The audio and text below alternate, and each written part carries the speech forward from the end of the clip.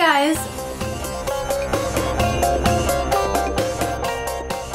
Today I think I want to talk about something beauty related. A few people have asked me about hair growth tips. Okay, so let's get into some hair growth tips.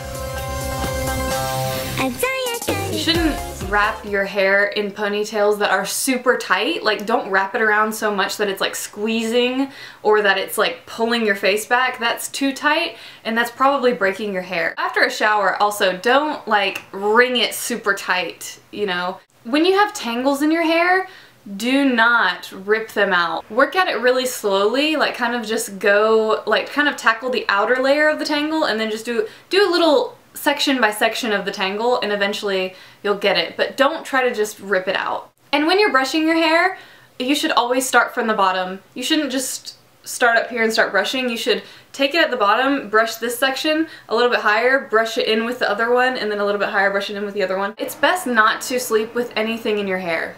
Anything. You shouldn't sleep with your hair in a ponytail or clips or anything. I realize some people do curlers and stuff, and honestly, anything being in your hair raises the risk of just you tossing and turning and the clip or whatever yanking your hair, breaking it.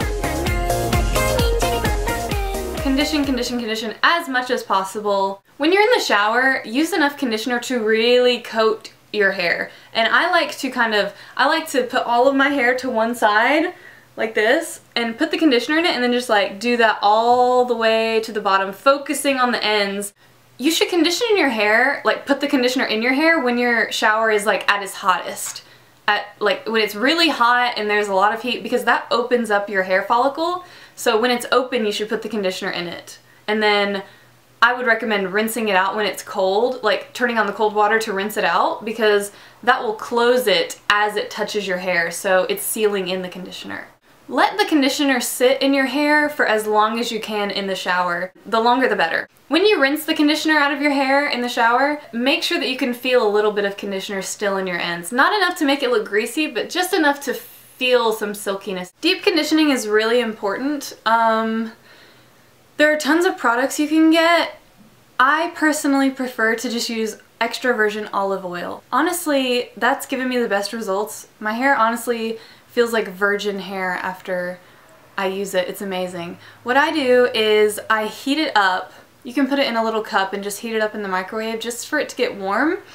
And then I recommend definitely using gloves, plastic gloves, and doing this over your sink because it can be kind of messy. But basically, you just rub it into your hair and try to get it to penetrate your hair as much as possible, and the warmth helps with that.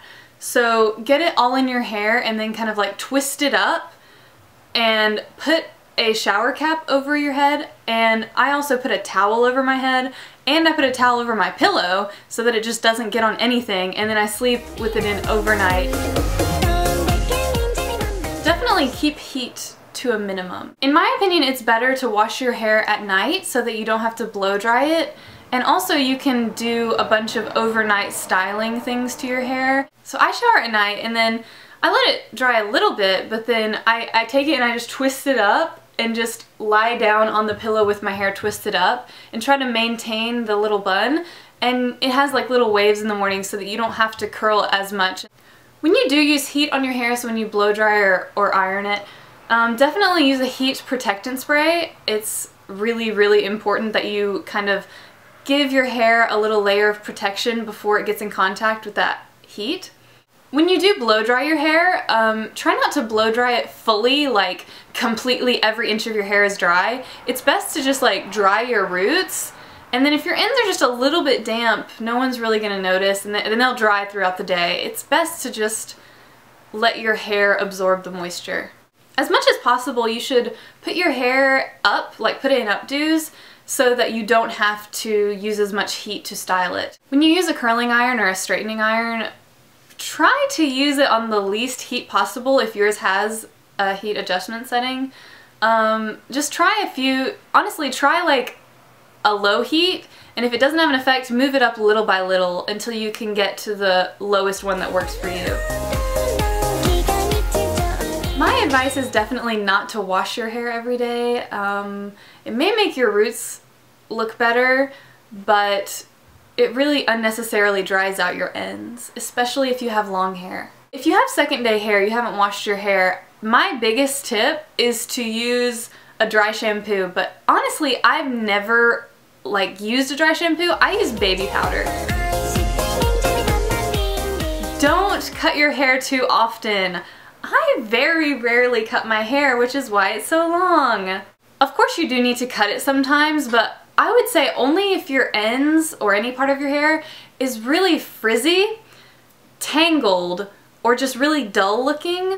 I definitely suggest cutting your own hair if it's just, trimming, instead of going to a salon, because hairstylists tend to cut off more hair than you want them to. And if you want to do layers, I actually learned this from YouTube.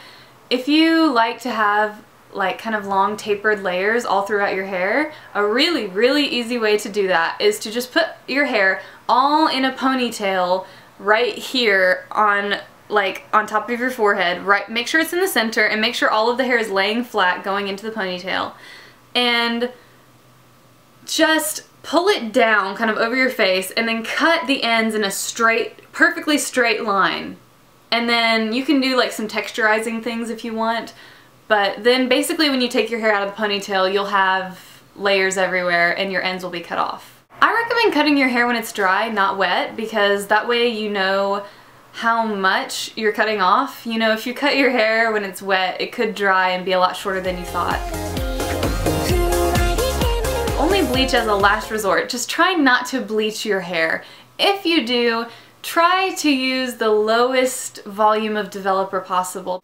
I actually don't bleach my hair. I have not bleached it since I bleached it when I was 18 and I first started dyeing and cutting my own hair, and that just destroyed my hair, so I made a promise to myself I wasn't going to bleach it, and I haven't this entire time. So I actually use a lifting dye. I used a similar thing when I had red hair, so it does lift my hair. I use a 20 volume developer, which is pretty gentle, with a dye, and the dye that I use is actually purple, so it tones my hair while I'm dyeing it. It's really amazing. As for toning, if you're a blonde or have gray hair or white hair or whatever, definitely make sure that you tone your hair before lifting it anymore. So if you're going for white hair, don't just bleach until it becomes white.